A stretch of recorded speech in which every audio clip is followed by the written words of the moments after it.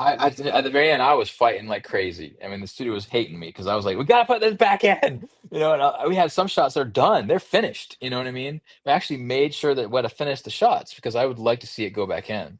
But in all fairness, the runtime was pretty fat, man.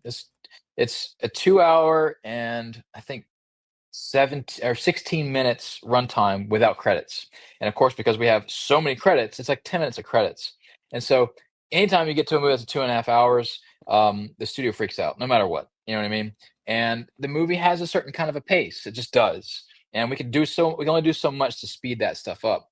Maybe in hindsight, I would work a little harder to kind of make the pace go a little faster, but it's the kind of movie that it is. It's this road movie where we meditate on ideas, and that's the thing that makes Apes movies special to me, is that we're not racing through to the next kind of action scene. This isn't really even an action movie, really, but even though we're coming off on one that's kind of an action scene, it's a movie that's about ideas and about performances and this kind of mesmerizing kind of idea of intelligent apes. And so, you know, it is what it is, but the compromise there is I had to cut some stuff. You know what I mean? I had to kind of lose some things. And some of those scenes are freaking great. There's one in particular where Noah has a dream of Koro and fire.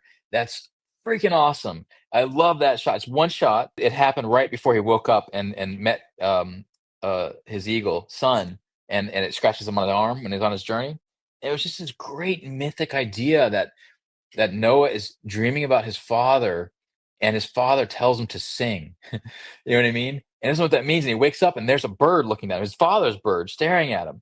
You know what I mean? And it's so mythic. And that was my last fight where I tried to get that freaking thing in there. And let's just say Steve Asbell said, please, please don't. He just begged me, not to put it in. And so I gave in. It was one of my weaker moments, guys. I'm sorry, but we just couldn't add that extra 30 minutes. But it is what it is. That's the way that these movies go usually. But I would love to see another version, extended version of the movie where we put some of those scenes back in. Like there's a great scene with Suna in a hammock, which is really sweet, and the relationship between him and her and Noah. There's lots of great little things all over the place. But yeah.